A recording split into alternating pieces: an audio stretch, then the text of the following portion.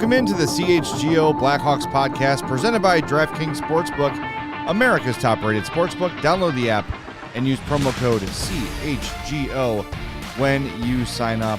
Happy January. This is ridiculous outside today. Shirtless, dark guys, nowhere to be found. But it's Mailbag Monday, so we've got some fun hockey stuff to talk about. We're going to talk about the playoffs as well. So tons to get to. Before we do, make sure you smash that like button on YouTube. Make sure you are subscribed to our YouTube page. Podcast listeners, make sure you're subscribed and following on your favorite podcast app as well. And leave us a 5-star review on Apple Podcasts or Spotify. That would be super, super helpful. We have a ton of questions. If you'd like to get in touch with us ever, very easy to do. We're on Twitter at CHGO_Blackhawks. You can send us an email at blackhawks@allchgo.com, or hit any of the three of us up on our various social medias as well. I'm at Zawaski, Greg's at Greg Boysen, and Mario is at Mario_Tirabassi. I call him CVS because he's got receipts. Mario was killing it on Twitter today, stirring it up with Bruins fans who are super butthurt. You know, good. Suck it up. It takes a lot for me to get to that level, and you know, when the Blackhawks beat the Bruins on March 14th, 6-3, I was not alone in believing that the Bruins were not all that they were cracked up to be. You heard it in the chants at the UC that night, and look, like I'm happy having all our little fun on the internet sometimes, but there's a line that is crossed at points, and a few Bruins fans crossed it. And I chose my battles. You chose violence. And I remembered. I said, you know what? I'll remember some of these things, and just in case. And lo and behold, last night didn't go the Bruins' way, and I felt compelled to remind those fans of what I had said a month and a half ago. And it's beautiful. You know, there you and have we it. were talking before the show. That team is screwed. They are screwed. Yep. And they did everything they could, and maybe rightfully so. You know, they're a team looking at it saying, we've got one last shot at this. Let's go all out and do it. But now that they're out in the first round, their future is bleak. Very. Best regular season team in history, and you're dumped out in the first round, and you mortgaged so much of your future to for this run. And for it to fall that dramatically short, and to be in the position that they're in with their prospect system, their draft picks, their salary cap, like, oof. Just trade Pasternak and just revitalize your system right away. Right after you re-signed. Well, they honestly went for it this year. They gave up a first, a second, a third, and a fifth for Dmitry Orlov and Garrett Hathaway, both free agents as of July 1st. They gave up a first and a fourth for another rental, and Tyler Bertuzzi, who's going to get a general manager fired with his next contract. And they're going to have salary cap penalties for the way they structured the contracts of Patrice Bergeron and David Krejci next season, even though it is more than likely, if not almost a certainty, neither of those guys will be playing next season. At this point, why? Right. Like, they went for it. They said, this is our last shot with this group. Let's do it. This was the go all for in. It. Can't fault them for that. Had the best regular season of all time. And then shit their pants when it mattered. Didn't help that they had a hurt goalie. Apparently. Who, oh my God. Sorry, that just came out, Kevin Weeks, saying that he was suffering a debilitating injury that caused him to, like, not be as mobile as usual. Why is he playing then? It's tough for a goalie. It's one thing if you're like a stay-at-home defenseman. Yeah. He's a step slow. If you're a fourth-line winger who's got like a busted knee, you could get away with that. Yeah. A goalie needs to be mobile. This just in. And you lost because Linus Ullmark sucked because he was hurt. Yes. So either the goaltender needs to step up and say, guys, I'm hurting us right now. Give Jeremy Swayman the net. When I get better, I'll come back. But it's not it right now. Or your head coach needs to say, Linus, sit down. Linus, you don't wait. Don't be a penis. Don't wait till Game 7 and have Jeremy Swayman's Stanley Cup debut. Yeah, good luck. Go get him, kid. Have fun. Windy City Hockey says, do you guys think if the 2013 season was a full season, the Blackhawks would have had that record? Maybe. I mean, that team was a freaking juggernaut.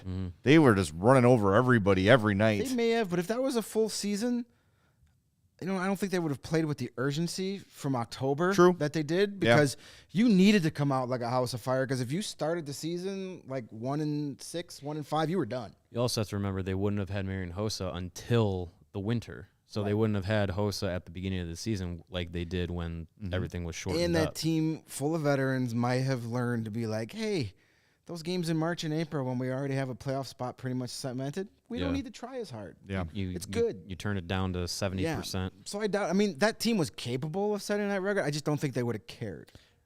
And we should acknowledge the Toronto Maple Leafs got it done. They did. They beat the Lightning in Game 7. Bring out the parade. You won a freaking round. Hey, you know what? I don't hate the Leafs like a lot of people do. I don't hate the Leafs. I hate Leafs fans. I think that had similar vibes to me. I had the same feeling as a Cub fan when the Cubs eliminated the Cardinals in 2015. It felt like a World Series win. I was there when they won that series. I was there when they went to the World Series, when they beat the Dodgers to get to the World Series. That Cardinals game was louder. People were more excited. I know the Dodgers game was a bit of a blowout early, so it was kind of already decided. Yeah. But I've never seen Wrigley like it was in that elimination game against the Cardinals. It was insane. It was probably the most intense sporting event I've ever been to. And the fact that it was against the Cardinals made exactly that even more special. That feeling, and I think it was like the Hawks beating the Wings in 2013. And for Leafs fans to finally get past Tampa and the sigh of relief, okay, we have put a knife in the narrative. Now let's go do our thing. Yeah. Boy, am I hoping for a Toronto-Edmonton final. Not me. Would that be fun? That'd be crazy. That would be one, it would end the Canadian drought of Stanley Cups. Oh, that's a meteor strike. Somehow course, yes. both those teams would get to the Stanley Cup final and somehow find a way to both lose.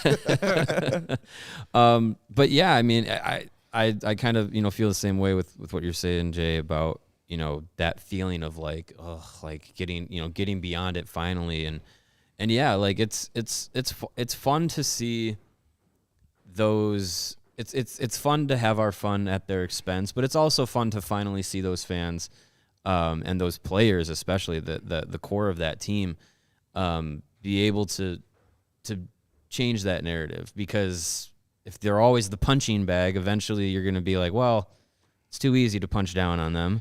So it's good to have them be competitive. It's good to have them win the series and move on. It's I think it's fun now. Now I want to see how far it goes, because you get past you get that monkey off your back of getting past that first round, that first series, first time doing it since 2004. Now it's just like, okay, you're kind of in uncharted territory now. Obviously some of these players have been on longer playoff runs or on Stanley Cup teams, but to be able to do it in Toronto, it feels different. So, and they weren't necessarily the best team in that series, throughout the series. Like, they won some of those games, some of those overtime games that they won. They weren't the better team. They came out and found a way to win. You could argue the Lightning probably should have won that series in 5. They could have. They lost 3 overtime games on home ice. Yep. 2 of which they had goals, a 3-goal lead in the third period and a 1-goal lead with a minute to play, and they lost both of those games. So yeah, I mean it's going to be interesting to see what happens next, and it would have been cool to have the Boston Maple Leafs meet up in the second round. Would have. But now it's Toronto and Florida. I caution people to say, oh well, they're much better than Florida. Well, so was Boston, right? Yeah. So Florida's going in with no pressure. Yeah. Just like they did in that Boston series. And Toronto had problems with Tampa. Florida was a team that underachieved for much of the season. Absolutely. They're much better than the 8th seed. And sneaking into the postseason. They were the President's Trophy winners last season. Yeah. And then they added Matthew Tkachuk. Like, they got better and yet somehow underachieved, but they're peaking at the right time. Yep. They'd been one of the best teams in the league since, like, the 1st of March. Mm-hmm. And, Sergei Zawaski, man, when you want to take down a President's Trophy winning team, just call Sergei. He's got your back. Second time he's done that in his career. He's back on the case. If he's got his confidence and he's playing, Samsonov was great in that last game, the elimination game, played the best game of his career when they needed him to. It's a different order now, because now the Leafs, okay, they slayed the Dragon. Great. You know, the fans got their series win. Great. Good for them. Seriously. Like, I know you say it's easy to punch down on Leafs fans. A lot of it is self-inflicted. You know? Sure. There's a certain arrogance and, like, sense of entitlement Leafs fans have that they just frankly haven't earned. Right. That's what burns me. Like, every time, you know, a national guy gets on Twitter and talks about, like, so-and-so is being traded or so-and-so is signing with the LA Kings. Well, what does that mean for the Maple Leafs? Like, how come the Maple, like, I'm just tired of the hockey world revolves around the Maple Leafs. I have nothing against the team. They got some great players on there. Jake McKay, baby. They've got a great team, but I don't need a camera on their general manager after every freaking play. Again, but that's also not his fault too. You know what I mean? No, it's that's the coverage. It's Right. the coverage. But I'm tired of listening to Paul Bissonnette wax poetic about we and what we deserve. Like, go on the Maple Leafs broadcast and do that shit. I don't want to hear it on TNT. I don't care. Like, those are the things that drives me up. Nothing against that team itself. They're gonna have that's going to be a really good series against Florida. I think a lot of people are, just like they did in the first round, are going to be like, well, we're picking the Leafs. We're picking the Leafs. Matthew Tkachuk. Love that guy. Dude. My favorite player in the league. Dude. Hands down. It's not even close. He is the most. I mean, aside from Tavo. He's not the best player in the league, but he is definitely one of the 2 to 3 most valuable players in the league. Let me ask you this before we start getting to our mailbag questions. If you could just take a player and add him to your team, obviously the answer is McDavid, right? Right. But aside from him, Tkachuk's in the conversation. Austin Matthews is He's there. up there. Yeah. Another guy. Kel McCarr is there. Another guy that doesn't get enough, that should get a Hart Trophy consideration this season, but won't. Mikko Rantanen. Mikko Rantanen, yep. That dude's But a stud. to me, Matthew Tkachuk is Tkachuk's a total up there. package. Just all you have to do is watch that overtime goal and see why Matthew Tkachuk is so important. It was brilliant. Gets into the zone, gets behind the net, knocks the puck loose. Then he gets to the side of the net, joined by Sam Bennett. They are surrounded by 4 Bruins and the goaltender sticking his stick out there. Bennett and Tkachuk win that puck battle, get the puck out to Carter Verhaeghe, who did a great job to get into a soft spot of the ice, had a ton of room because they were all converging. Yep. And then Tkachuk gets up, sees Verhaeghe have the puck, skates right in front of Swayman, takes his eyes away for just a split second, and the puck is over his shoulder, and they win the series. Those are things that just you can't coach. Yep. Those are things that just come natural, and you have to want it. And the Panthers wanted it. I know it's the will to win, and we make fun of that sometimes, but, man, they were just like, you know what? Screw it. You guys got all the accolades. You won all those games. But we want this series more than you do. You let us hang around, and now we're going to win this series. And that team forechecks unbelievable. Maybe the best forechecking team in hockey. Toronto might have some problems with that. So it's going to be a fun series. Can't wait. And we got New Jersey Rangers tonight. Yep. I think we're all rooting for the Devils. I know the draft pick thing hinges on the Rangers meeting the East, but getting the East Finals. But yeah, I want to see young and exciting in the playoffs. Sure. I'm not going to be sad either way. I think seeing the Rangers move on, have a chance to improve that draft pick would be fun. But yeah, I don't know. I'll flip a coin when I'm at home tonight before the game starts, and that'll be my decision. Obviously, you know who I'm rooting for many reasons. But I also want to see a team like the Rangers. I want to see what happens if they fail. What happens in the offseason? Does Chris Drury get shown the door? Changes. Does Gerard Gallant get shown the door? Do they make some trades? That's a team that went all in. Team with high expectations, team that makes a lot of moves at the deadline, and team that fails in the playoffs equals changes. That's a math equation in hockey that I can understand. And you can't fire the players. That's old. It's harder to do. So there might be some guys looking for new jobs if they don't win tonight. Lots on the line for that game, but I'm going full David Putty tonight, and I'm gonna put a big D on my chest, and I'm gonna root for the Devils. There you go. Hope you're gonna paint a D on your chest. Get your mind out of the gutter. You're not gonna put a big D. I mean, you can. Whatever gets you ready for the game, man. Hey, whatever I do behind the comforts of my own house is none of your business. That's right. Well, it's not sunny today, Greg, but soon we're gonna need those Shady Rays. Allegedly. Allegedly, I'm not buying yeah. it, but hey, you know what? They're not bad when it's kind of sort of sunny too. They make driving easier because everything is so crisp and clear. That's what's for me when I put them on the first time. I was like, "Holy cow! Why can I see better than I usually do without sunglasses on?" It's very because strange. they're high quality. They are, and they are gear built to fight the sun whenever the sun eventually decides to make its way back out. And wow. Eventually. Okay, there it is. Sorry. The ad read used to be at the very top of our copy. Now it's at the very bottom. I thought I deleted it somehow. But anyway, there it is. When you're ready to take on the sun, or I should say when the sun is ready to take us on, Shady Rays has gear built to last. Shady Rays will have you covered for the warm weather ahead in 2 or 3 months with premium polarized shades at an affordable price. Shady Rays is an independent sunglasses company that offers a world-class product that's just as good as any expensive pair we've worn. Durable frames and extremely clear optics for outdoor adventures. And that's not all. Shady Rays offers the most insane protection in all of eyewear. Every pair of sunglasses is backed by lost and broken replacements. If you lose or break your pair, even on day one, they told us they will send you a brand new pair, no questions asked. Wear your Shady Rays with confidence because they have your back long after you purchase.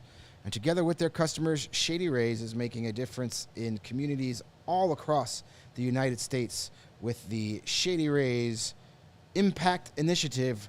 They're doing everything from building play sets for pediatric cancer patients to providing young adults with MS the outdoor adventure of a lifetime.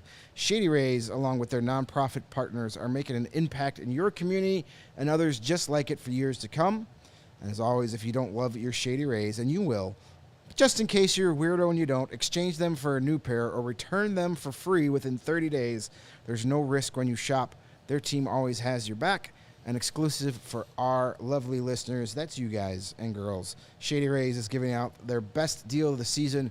Go to shadyrays.com and use the code CHGO for 50% off 2 or more pairs of Polaroid sunglasses. Try for yourself the shades rated 5 stars by over 250,000 people. Absolutely. That's a lot of people, a lot of stars. And to submit those reviews, they need their energy bills to be taken care of to keep the power on. There you go. And they fine people at ComEd are committed to doing that. The ComEd Energy Efficiency Program is here, and it is committed to helping families and businesses in the communities they serve manage energy usage and lower energy bills now and into the future. Yes, ComEd offers a wide variety of incentives on lighting and other efficiency upgrades to commercial, industrial, and public sector customers of all sizes across their territory. ComEd also offers free facility assessments that can help find energy-saving opportunities like for HVAC systems, commercial kitchen equipment, or industrial processes. Jay, how does that work? I'm glad you asked, Mario. An authorized engineer will work with you to develop a detailed assessment plan specific to your goals and needs. They can be done in person or virtually, and they last about 2 hours. Within 3 or 4 weeks, customers will receive a report detailing energy efficiency projects that they can start working on right away. Each recommendation includes estimated energy savings, project cost, potential incentives, and simple payback. If you own a business, don't wait. Get started saving money and energy today. Monergy. For energy tips, lighting incentives, or to schedule your free facility assessment, go to comed.com/poweringbiz. That is comed.com/poweringbiz. Is that B-I-Z? It is B-I-Z. And yes, schedule it today. All right, let's get to our Mailbag Monday segment here. Again, if you want to get in touch with us, at CHGO_Blackhawks on Twitter, Blackhawks at allchgo.com on the email there, and of course our Diehards Only Discord channel. You can get us there as well. We've got one here from Kevin. This was a DM to me on Instagram. Wow. And I forgot about it last week, so sorry, Kevin. I found it again. We're going to use it today. He says, say on draft day the Blackhawks pick second and get Adam Fantilli instead of Bedard. How much extra value do you think it adds that he already seems to have some experience / chemistry with Frank Nazar in Michigan, or would that be overthinking things? I mean, it might be overthinking things a little, but it certainly doesn't hurt. No, it's not bad. Yeah, I mean, yeah, it's. I mean, does that automatically make Fantilli and Nazar line mates for the next 20 years in Chicago? Not necessarily. No, it'd be fun. It definitely doesn't hurt anything to have playing experience with guys who are potentially going to be your teammates for at least the next decade.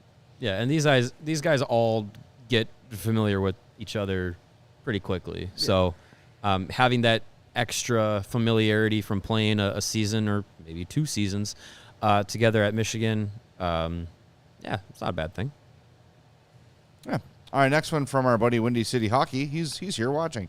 Hey, guys, can you see it as a possibility the Blackhawks take on dead cap hits to weaponize cap space by taking on LTIR players to get more draft capital and prospects? Also, Mario, great to see the Boston Frauds proof of their fraudulent play in round 1 of the playoffs.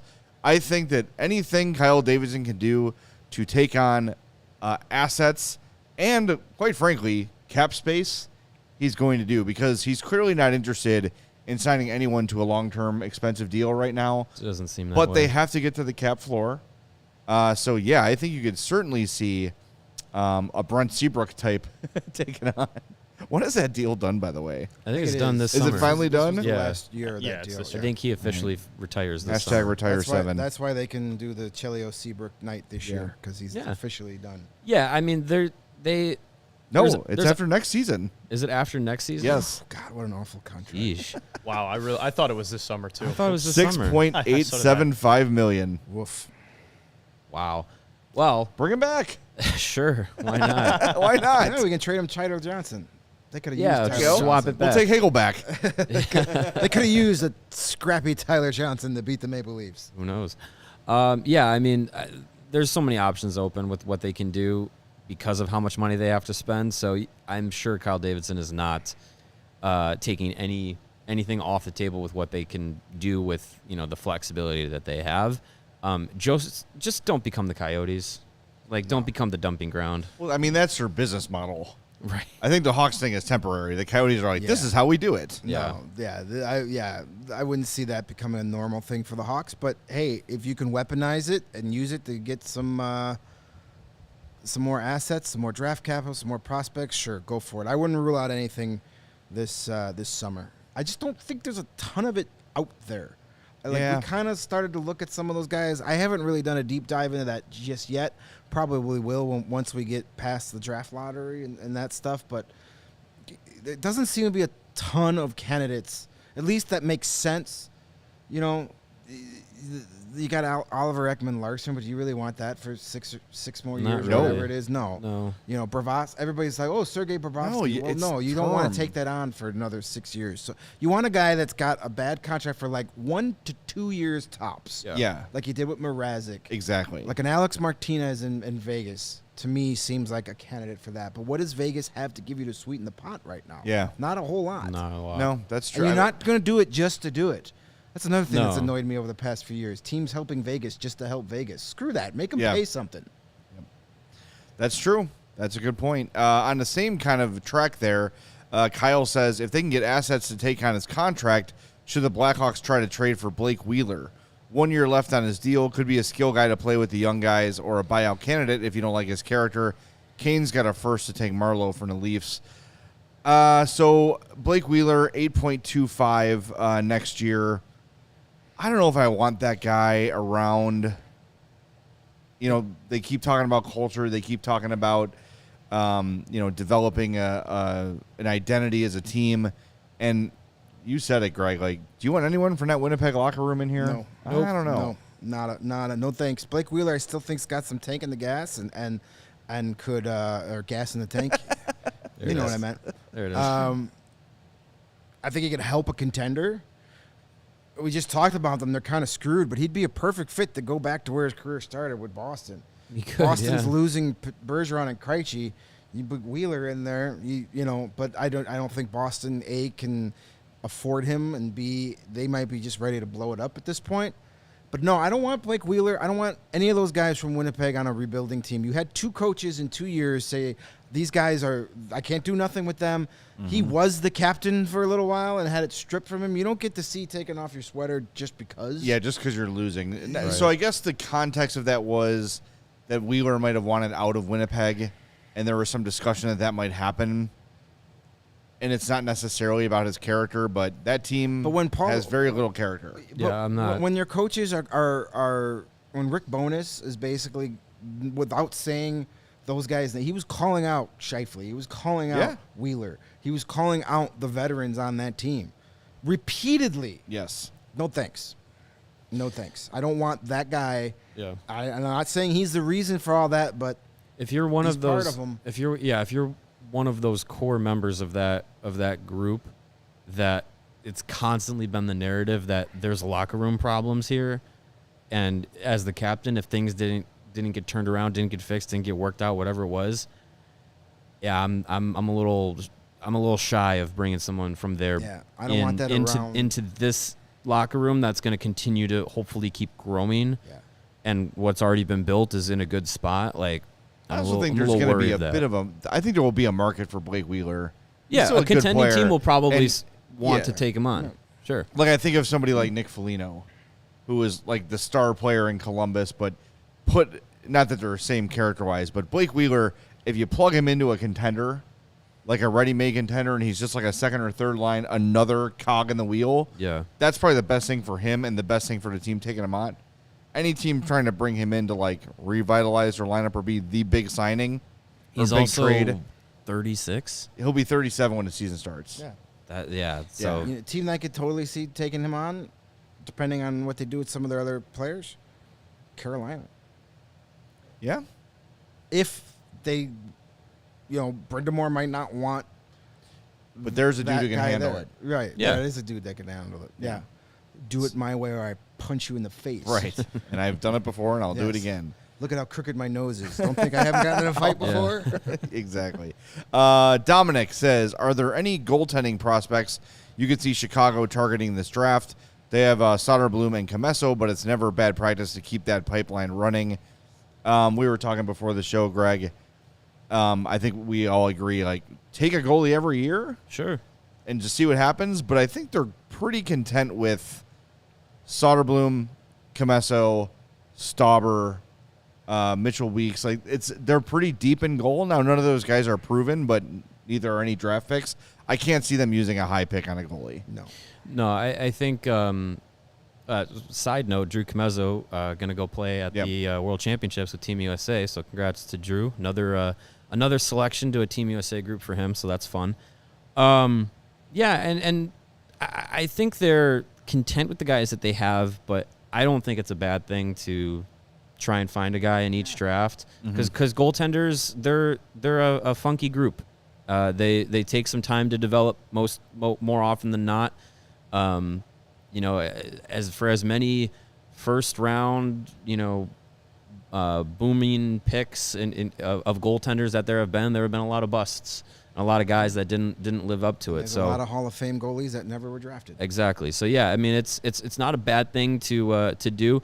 One player that I would be very interested to see just what happens in general, but maybe is there in one of those like later second round or third round picks, and a guy that I'm sure the Blackhawks group has had a lot of time to watch, is the goaltender for the Seattle Thunderbirds, Thomas Milic. He was also with Team Canada at the World Juniors. I think he's a guy that is in that kind of like mid tier of the draft. He's one of the upper level goaltenders that's available. He's a little older, but I think that would be someone that I think if the Blackhawks are going to go with a goalie and they're going to use maybe a little bit more valuable pick on, that's someone that they've had a lot of time to watch, and I'd be surprised if they make a move at goalie, if it's maybe him.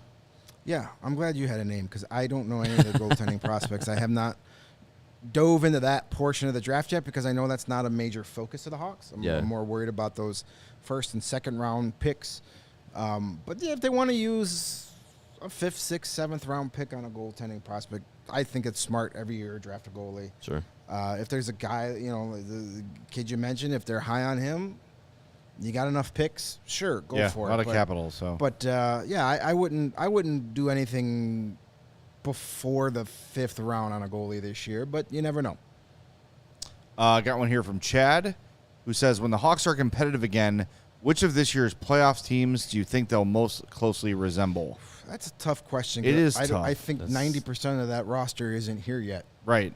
But based on what they've told us and based on what they've drafted so far, I would say they would probably try and emulate the way that either the Avalanche or the New Jersey Devils play. They want up-tempo players. Yeah. They want an up-tempo team. They want to push. They want to be fast. They want to be aggressive. They want to be a team that's hard to play against. So, like the Devils is a team I see them kind of trying to get in the mold for. It's kind of weird. Things change, trends change. When the Blues won in 2019, everybody was like, "Oh, we got to get bigger, we got to get heavier," but that really didn't work. And now the Avalanche won, so now it's like, well, we need speed and we need skill.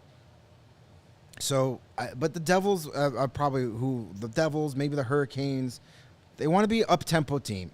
And based on some of the players they've drafted in that first draft class, they're starting to build that. But we'll see what happens over the next couple of draft classes and free agencies. But they definitely want to be a fast, up-tempo, aggressive team, kind of like they were when they won the Cups.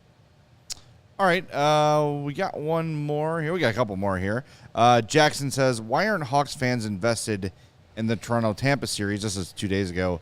They can potentially decide whether the Hawks pick at 19 or 30. I think, first of all, I think most Hawks fans don't realize that. Also, it's I don't know. It's a hypothetical. And right now they're 20th. It's something that's completely out of their control. Right. But yeah, so you root for the pick to be better, and lo and behold, it'll be better. It'll be at least 20. It could move to 19 if the Panthers reach the Eastern Conference Final. But yeah, I mean it's the pick is at least 20 now. So now we at least have one of their first round picks this year, where we know where it's going to be. Yeah. And that's the other thing. I think most Hawks fans are still wringing their hands over the draft lottery. That's the pick they're focused on. Yeah. Is it going to be first? Is it going to be second? Is it going to be third? Oh, yeah, that's right. We have that Tampa pick, too. I think it's an afterthought to a good portion of the fan base because they're just so focused on are we going to get Connor Bedard or not. Yeah. Which, I mean, that's totally understandable. Oh, absolutely. Yeah, of course. Absolutely. Yeah. Speaking of that, draft lottery is a week from today. We are finalizing our plans. We'll be here doing something for the draft lottery, but hopefully we'll have some more clarity on that coming up soon. So we'll have trust live us. Content during the lottery. Yes. We'll be on the air that night while it's happening, and afterwards the details are still being worked out. Hoping for a special guest that night Very as well. special guest. So we'll see. We'll let you know as we find stuff out. We'll let you know. Yeah. Anything else? We got more questions. There we go. Discord portion. Discords. Charlie, the bacon guy, our buddy. Which Blackhawks win from this past season was your favorite? Oh man.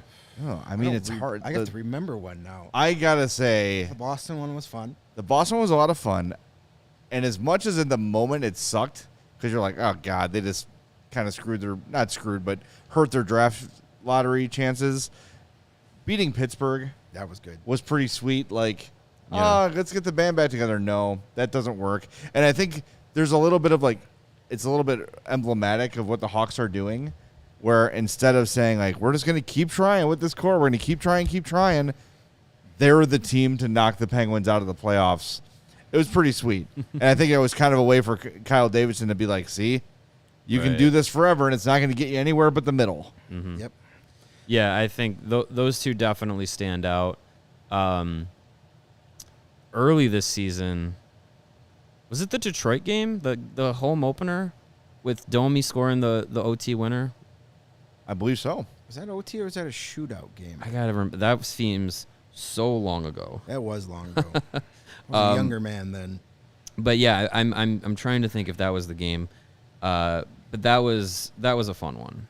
That one was, and it was so early on in the season, you didn't really know exactly what the year had in store. But But that was one that stood out. Yeah, I believe that was it. I'm looking right now. That was the 4-3 home overtime. opener of the year. Red carpet night against the Red Wings. You have a comeback win. You get the OT winner from Domi. Like that game was a lot of fun. Not to mention you were down 3-1 entering the third period in that game. Yeah. And then Kurashev, Murphy, and Domi in overtime. Yeah, that was pretty memorable. Yeah, That was a fun one. Even though we had to look it up. there was that Seattle game early in the year too. That was kind of back and forth. Mm-hmm. They won. It was 5-4, I think, the final score, Yep. and they scored a couple of quick goals in the third period.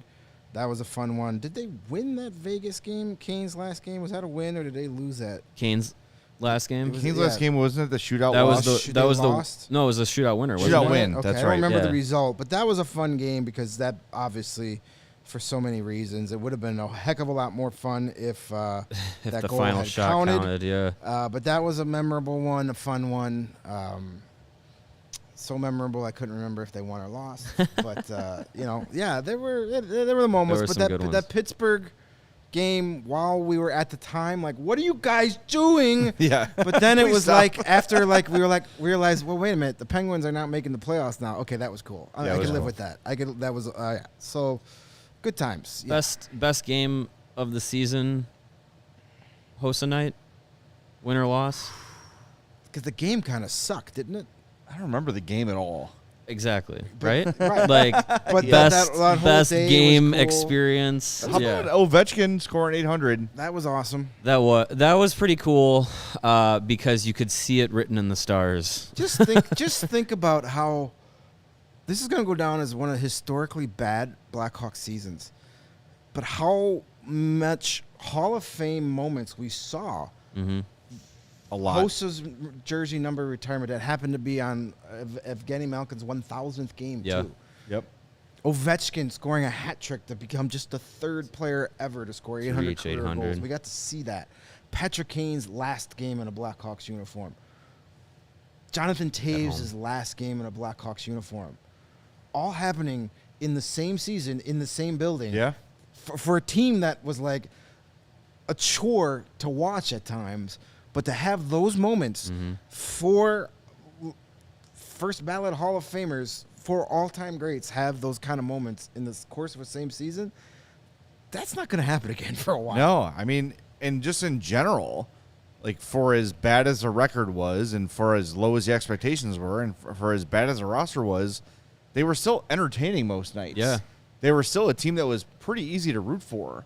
It wasn't like showing up and like, we got to watch this again. It was It wasn't every a team, game was competitive. It wasn't a team checked out. It wasn't a team that was like playing for nothing. Right. Like if they had been that kind of team, the months of January and February and March and April would have just been a death march.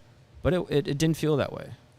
Windy City Hockey says that Ottawa win in the United Center with Alex Stalock shutout and Brady Tkachuk getting kicked out of the game after Stalock was chirping him. Yeah, that was fun. That was good too. That was fun. Yeah, like I like the edgy Alex Stalock days. Those were great. Yeah, I mean, again, like this season had its moment. Every season does. There were some fun If you moments. look at when you go back at it and you look at the record, you go, God, that must have been an awful season. This season was pretty fun. That's right. It had plenty of moments. It was a lot better. There were a lot more memorable moments and fun nights than I expected heading into the year. I was watching DNVR last night Yeah. after the Avalanche lost, and I was expecting full-on meltdown. Pretty calm.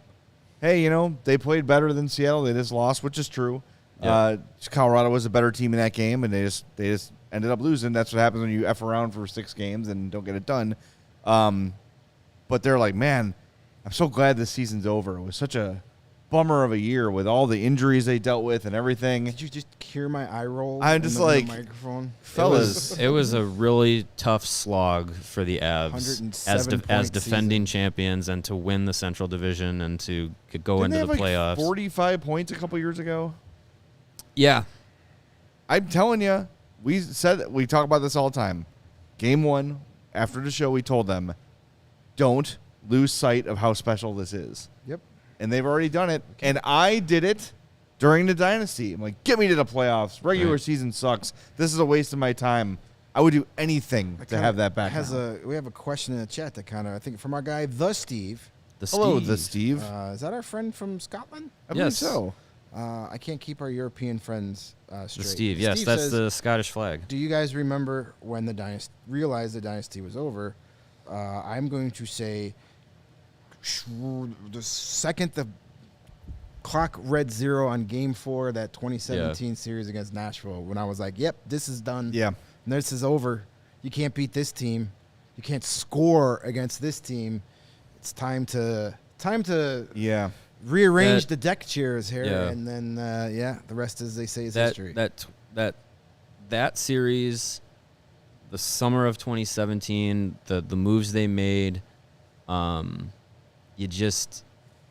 knew something wasn't right, and then that 17-18 season was just like, holy shit, this is not good. Watching the fan base turn on Brent Seabrook, because of the contract and because of the decline, was just like, oof. Duncan Keith getting moved had to have been the bookend, I think, for me. I know that was a little bit after, wasn't that? But that was heading into last season. Yeah. So I mean, just seeing those guys one by one kind of fall by the wayside was kind of like the collateral after everything. But I think knowing that run was over was that Nashville series, and that summer of 17 was like, shoot, like this.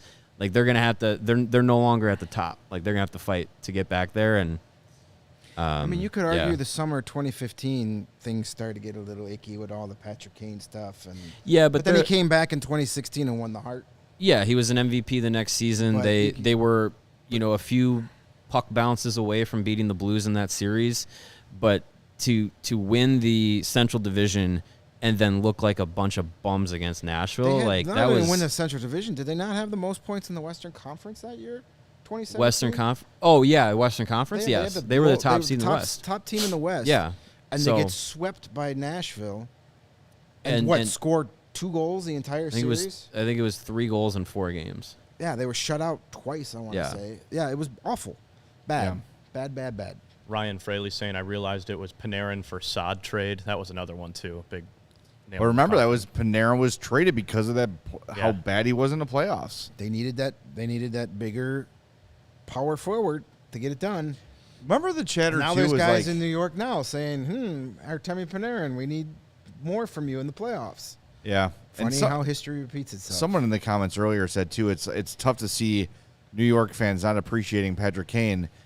We've talked about this before. The Kane thing is, if you're not used to him and you don't have the credit built up of 3 Stanley Cups and all the great seasons, right?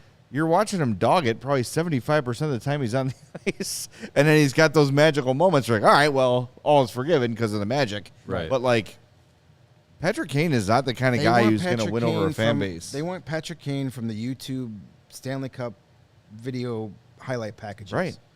But remember, he's not that guy 82 games a year. Brad Marchand said to him, you're not doing much in this series, buddy, in 2013. And that's what woke Kane up. He's like, oh, really? F you, watch this. Yeah. And then he did. But, like, that was my thing. It's like these guys don't have that built-in can do no wrong stuff that they have in Chicago. And I wonder if Jonathan Taves looks at what Patrick Kane's going through. Not that he's not getting dragged or anything like that, but it hasn't quite been the honeymoon everyone thought it was going to be in New York. I wonder if Taves looks at that and says, you know what? Yeah, I'm probably good. I'm good. Yeah, and if the Rangers lose tonight and Kane doesn't find the score sheet, there's going to be a lot of criticism coming his way. Mm-hmm. Definitely. Some deserve, some not. Yep. I got another one from our Discord here. Again, if you want to join our Discord, become a diehard at ALLCITY.com.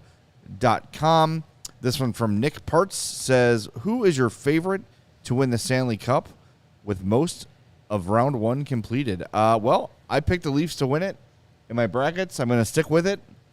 No reason not to. I mean, yeah, I'm going to say the Leafs. My bracket is busted because last night my Stanley Cup final was eliminated. I had Bruins over the Avalanche. For as much as I believe that they were frauds, I still was picking with my head and not my heart that the Bruins were going to get it done. So yeah, I'm probably gonna lean Edmonton as my now my secondary pick. But like I said before, like it'd be fun to see what the Leafs do. I just am just part of me is thinking like you were earlier this earlier in the playoffs as it started, Jay.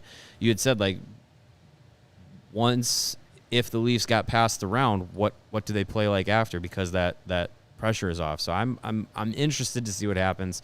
I still think Edmonton's probably got the best shot at it though. I picked Edmonton in our bracket to win it all, so obviously I'm sticking there. Edmonton, we know the star power, but for the first time in the McDavid-Draisaitl era, they actually have competent goaltending. Not great goaltending, but competent goaltending. Sometimes that's all you need. Yeah. It's not Mike Effin Smith. That's an upgrade. There you go, upgrade. Nice one though. Serving up that pizza to Phil Deneau the other night. Yeah, but when you Whoa, that looked awful. But then when they slowed down the replay, his stick broke. As he went down, his stick broke, and that's what caused. Oh, really? The Jeez. yes. Yes. After like 5 minutes later, it was all over Twitter that like when they zoomed in, the second he went to make the pass, his stick broke, Oh and my that's God. what caused it. So it wasn't as bad. Never expect as, those goalie sticks to break. Right. That's one of the first times I can remember that. But yeah, his stick broke as he went to make the pass, and that's what caused that just embarrassing play. But he recovered, and they won that game. And another reason why I like the Oilers, and they're different from in past years, is they're playing better defense. The addition of Matthias Ekholm has been huge. And they're actually getting some production from their bottom six when it matters. They never had that before. Klim Kostin had the huge game. Yeah. Yamamoto scores the series-clinching goal. These are guys that they weren't getting any production from in years past. It was just like, let's let 97 and 29 take us as far as they can. The addition of Evander Kane, love him or hate him, last year was huge. He's proving dividends again. Yeah. I just think they got the most complete team they've ever had in Edmonton. And when you've got a somewhat complete team that includes Leon Draisaitl and Connor McDavid, I like your chances. That Vegas series is going to be very good. Look, and whatever happens with the Rangers and Devils tonight, I'm really excited about what remains.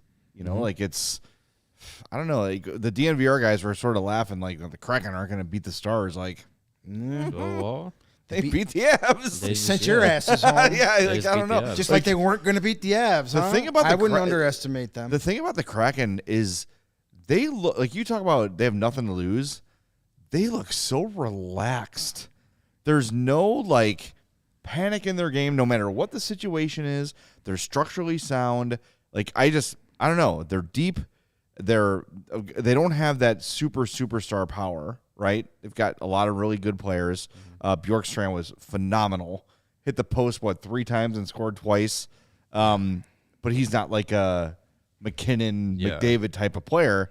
But man, they just look that it's sort of what we talked about with Luke Richardson. As you play with structure and less talented teams can hang. 18 guys pulling in the same direction, and you have a goaltender playing the best hockey of his career. Yeah, that's tough to beat this time of year. I would not bet against Seattle to beat Dallas. To you, the Bruins are fraudulent. I kind of feel the same way about the Stars. I don't, because Jake Ottinger is the real deal. Yeah, he's if real the Bruins good. had Jake Ottinger, they'd be winning the Stanley Cup. Well, how dare you say that about Linus? Linus the weenus. Selfish ass Linus can't take him out of the lineup when he's hurt. Cost his team. So weird. Cost his team the series. I don't know how you change that culture, because who's going to be the first hockey player ever to be like, I'm too hurt to play? That's when the coach needs to sack up and be in charge and say, you're hurt, you have to come out. Especially they a have goalie. Doctors. Like, shouldn't the doctors be the ones that say, like, I know that they're the team doctors and whatever, but shouldn't the doctors at some point say, medically, you should not be playing, because you will, what you're trying to play through could be a detriment to your health and detriment to your long-term career. Joel Eriksson Ek playing through a broken leg, and he said, the first shift I took on in game 3, it didn't hold up. Yeah, no shit, buddy. You're on a broken leg. Right. Patrice Bergeron playing through a herniated disc. Like, dude, you get hit in the wrong spot with a herniated disc. Not only are we not talking about you maybe coming back for one more run, we may be talking about you not walking the rest of your life. Yeah. Like, look at the hit that ended up fracturing Andrew Cogliano's neck. Like, if Bergeron's on the opposite end of that with a herniated disc, like, dude, like, some of these guys are try to be too tough and too proud for their own good. And at some point, someone, whether it's a team doctor or a coach or somebody, has got to say, look, like, you need to be able to walk at some point for the rest of your life. Hockey players walk a fine line between bravery and stupidity. The more I hear about these stories of these guys playing through this, the more I get older, the less I'm just like, wow, what a tough guy. And the more I'm like, what a psychopath. Yeah. Like, it's you have and look, like, there's definitely a section of hockey that applauds that, and I don't subscribe to that. Like, that's I just don't think that. And you could hide guys if they're hurt, but you can't hide a goaltender when he's hurt. No, just make that's not, to me, that's on Jim Montgomery. An epic failure on Jim Montgomery. He should have known that after game 1. Yeah, and he did. He did know. And he was limited. and he ignored it. Right. So that's on until him. Game 7. That's on him. Till game 7. Yeah, great. Yeah, and players playing through injuries that become a detriment to your team. You're not the tough guy warrior. You're in the way. You're in the way. And part of that, like, psychopathy that you sort of reference is part of what makes those guys great, right? Like, absolutely. Bergeron, Taves, like that. Like, you are not going to beat me ever. That mindset is great, but like specifically about Bergeron, why? What more do you have to prove? What more is there to prove? And like, Last Dance. Maybe you are hurting your team, and you believe in them enough to say, hey, they could probably get through this without me because I'm playing at 50% of health. Mm-hmm. So put somebody else in there that can be a little more valuable. I know he scored a goal, fine, great, but like, I don't know. That's the measurement is how much is this guy hurting the team? Yeah, like a 60% Patrice Bergeron 2013 against the Blackhawks is way different than a 60% Patrice Bergeron in 2023. Yeah, like 60% of 2013 Patrice Bergeron is probably equal to 100% Patrice Bergeron in 2013. Yeah, or 2023. Like, at some point, a coach needs to step up and say, while I appreciate it, you'd be better off watching the game from the sidelines. Yeah. I watched the game from the sidelines on my couch. It's a lot of fun. My couch is comfy. The couch in the front room? In the front room, and my my TV service is great because it's FuboTV. FuboTV.com/CHGO. Go check it out. 140-plus live channels of sports, shows, movies, and news. You can stream live TV from any device. You can watch the most Chicago sports for the lowest price. Listen up, if you're a Cub fan, and if you live in Chicago, odds are you are a Cub fan. Sorry, it's just math. That's the only streaming service, Fubo, to find Marquee Sports Network. So if you're a cord cutter, you don't want to give that big evil cable company all your money. If you want to stream Marquee Sports Network, Fubo is the place to do it. There's no contract, no cable, no hassle. Just sign up and start watching. FuboTV.com/CHGO. You can start watching immediately with a 7-day free trial. You get 1,000 hours of cloud DVR included at no extra charge, and you can even watch your local teams while traveling. The NFL draft just wrapped up. Was watching that all weekend. The NHL draft is coming up. Of course, the draft lottery a week from today. The playoffs are underway. Cubs, Sox on Marquee and NBC Sports. Watch the Blackhawks or the Cubs or the Sox or your favorite sports team on Marquee and NBC Sports Chicago with Fubo TV. Use the link in our description to sign up for 15% off your first month of Fubo Pro. FuboTV.com/CHGO. And while you're watching Fubo, you can watch the NHL playoffs. You can watch the NBA playoffs because while it is Stanley Cup playoff time, it's also NBA playoff time. And that means big hoop action with the DraftKings Sportsbook, the official sports betting partner of the NBA. Get in on the excitement of every game with the touch of a button. New customers can make a $5 pregame moneyline bet and score $150 in bonus bets if their team wins. Plus, everyone can score a no-sweat same-game parlay every day during the NBA playoffs. Just open up the DraftKings Sportsbook app, opt in, and place a same-game parlay on any NBA game. If it doesn't hit, then you'll get a bonus bet back up to $10. So download the app now. Sign up with the code CHGO, as you see hovering over my head. New customers can make a $5 pregame moneyline bet and score $150 in bonus bets if their team wins, only at DraftKings Sportsbook with the code CHGO. Gambling problem? Call 1-800-GAMBLER. In Massachusetts, call 800-327-5050 or visit gamblinghelplinema.org. In New York, call 877-8-HOPE-NY or text HOPE-NY 467-369. In Kansas, call 1-800-522-4700 on behalf of Boot Hill Casino and Resort. 21 plus in most eligible states, but age varies by jurisdiction. Eligibility restrictions apply. See DraftKings.com/sportsbook for details and state-specific responsible gambling resources. Sounds good. Get those wagers in on tonight's hockey action and NBA playoff action. Should be a lot of fun. We've got a question from Charlie the Big Guy. Who wins tonight, Rangers or Devils? Devils. Devils predictions, Mario? I say Rangers. You say Rangers. I'm going to tiebreaker. I'm going to go with my head and not my heart, and I'm going to say Rangers too. You guys suck. I know.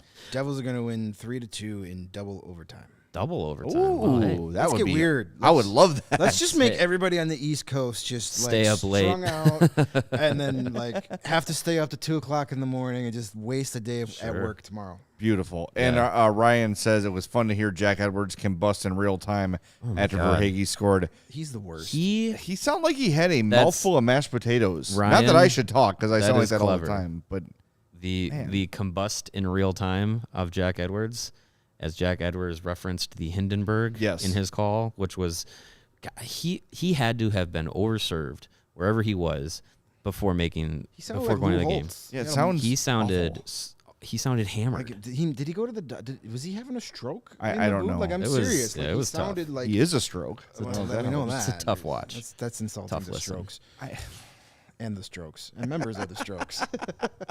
I just don't get whenever I hear Jack Edwards, I'm like, how does this guy work in Boston?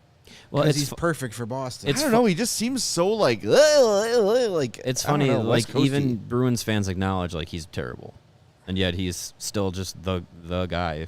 For the But he's not Bruins. like a Harry Carrier, Mike Shannon, R.I.P. terrible. Like where it's like, all right, that's cute. He just sucks. Yeah. You know what I mean? It's not like a special brand of terrible. It's just terrible, flat out terrible. I don't bad. know what photos he has of people at NESN or whatnot, but like he's still gonna have the job. He's got nude pics of a fat Tony Amante Maybe. that no one wants. Maybe he does. He says, if you fire me, I'll release these. Could be. Tony is my size these days, and that's not good. No. Yeah, he's bad. Anytime like the NHL network is showing like one of those Saturday afternoon games and you're like, sweet, there's hockey on, and you flip over and like, oh, it's the Bruins. Oh, it's a simulcast of the Bruins broadcast. Okay, I will watch anything except this. Oh. It's bad. Could there possibly be a Spanish broadcast I can switch It's to like, instead? hey, Hit the maybe, sap button. maybe there's some darts on ESPN 7 I can watch. That'll be more entertaining than this garbage. All right, we're back tomorrow at 2 o'clock. What are we going to talk about? I don't know. Probably the Stuff, playoffs. things. Stuff and things. Maybe We'll the- figure it out. We can announce Thursday. Yeah. We'll be joined by friend of the program, Chris Peters of Flow Hockey. He will be coming on the show, and we're going to kind of go through some best case to worst case scenarios for him with the Blackhawks and the lottery coming up. Get his thoughts on some of the guys at the top of the draft, and just kind of be one final just kind of ease our nerves. Like, hey, what do you think about Leo Carlson? What do you think about Will Smith? What do you think about Connor Bedard? Is he worth the first overall pick? Yeah, there you go. Should And we- we'll make it should we easy do- for the producers and just we'll make sure we ask about every guy specifically for a nice digestible chunk for when the pick is made. Yes, absolutely. And hopefully it's just Connor Bedard. Windy City Hockey said, wait, Tony Amante's on the Boston broadcast. He used to be. He's in the studio, right? Yeah, he's like the studio man. He's like the Scott Darling. Right. Except worse? He could be. I don't know. I don't know. I don't watch I only saw NBC pictures Sports of Boston. All I know Monday. is that, I hope you wrote your name on your lunch in the Ness in the fridge, because if there was no name on it, he was Oh, my eating it. God. There's just no, like, Tony Amonte has fallen off the face of the earth. I just Googled Tony Amonte fat, and there's no results. I promise you, he's fat. Is he still working I don't that studio think he show? Maybe he's not is. anymore. I don't know. I don't know. I'm thinking, is he rumored or confirmed Pudwack? Maybe he's just gone off into I don't know. retirement. I love the guy. He's one of my favorite Hawks ever. What makes me feel old is his son's playing. Yeah. I remember his sons being born. Ty Rocco and I forget the other kid's name. Ty was the one at Boston, right? Yeah. Yeah. Ty Rocco Rocco's Amonte. the middle name. Yeah. Oh, I thought you like Ty Rocco was like the Ty Rocco. What is Ty that? Rocco. Ty Rocco Amonte. Well, he just went from rumor to confirmed. Hang on, can I slack you an image real quick, Kevin, so you can put Fat Tony Amonte on the screen? Fire away. All right, just to share it with everybody. There you go. Let me drop it in really quick. No need for fancy graphics or backgrounds. It's just just For a those bit. I also don't want listening to to the crash. audio. I don't want to crash the computer either. Yeah. For those listening to the audio only version. There he is, right in your There he screen. is. Oh, Tony. That who does? Oh, he looks like.